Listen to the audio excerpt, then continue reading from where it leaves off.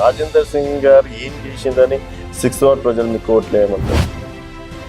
వర్షాకాలం వస్తే ఎంత విపరీతంగా ఉంటుంది బురద, అసలు పోవడానికి కూడా ఛాన్స్ ఉంటుంది. రోగాలు, దోమలు ఎన్నిసార్లు అడిగినా ఎవరు పట్టించుకుని నాకు అరే ఇప్పుడు అడిగి మేము వేసారిపోయాం.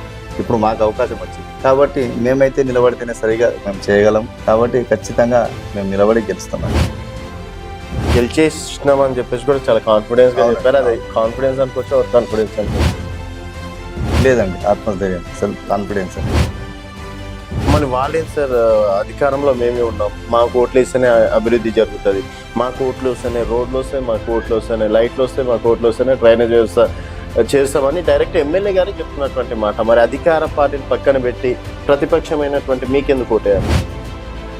అధికార పార్టీలు చెప్తున్నారు కానీ చేయట్లేదు కదా. ప్రశ్నించేవాడు ఉంటేనే కదా. ప్రశ్నించేవాడు లేకపోతే బెదిరించేవాడితే రాజ్యం. ఎమ్మెల్యే గారిని ప్రశ్నించేంత సీన్ రాజేందర్ సింగ్ గారికి ఉందా?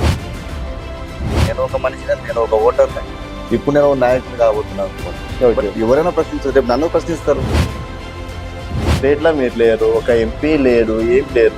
ఆయన ఎక్కడి నుంచి నిధులు తెచ్చి మీరు ఇన్ని సమస్యలను డెవలప్ చేస్తూ అంటున్నారు?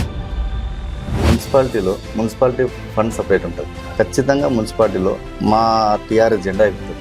చైర్మన్ మా వ్యక్తి ఉంటుంది. మీ కాలనీలో అంతా ఎడ్యుకేటెడ్స్ కావచ్చు, మంచి మంచి ప్రొఫెషనల్ ఉండేటోళ్ళు ఉన్నారు. అవునండి. సో మరి వారిని ఒక మనిషిని నమ్మాలంటే కూడా 10 సార్లు ఆలోచిస్తారు. అవునండి. వేరే చోట్ల అయితే మనం పైసలు ఇంకేదో ఇచ్చి ఏ చేయొచ్చు. మరి వాళ్ళ మనసు రాజేందర్ సింగ్ ఏ విధంగా దోచుకుంటున్నారు అనుకోవచ్చు, ఏ విధంగా నమ్మకం పెంచుతున్నాడు అనుకోవచ్చు? వాళ్ళకు తెలుసు అంటే ఎటువంటి వ్యక్తి అయితే అభివృద్ధి చేయగలడు, ఎటువంటి వ్యక్తి అయితే మనకు స్థానికంగా ఉంటుంది, ఎప్పుడు కలిసి ఉంటుంది.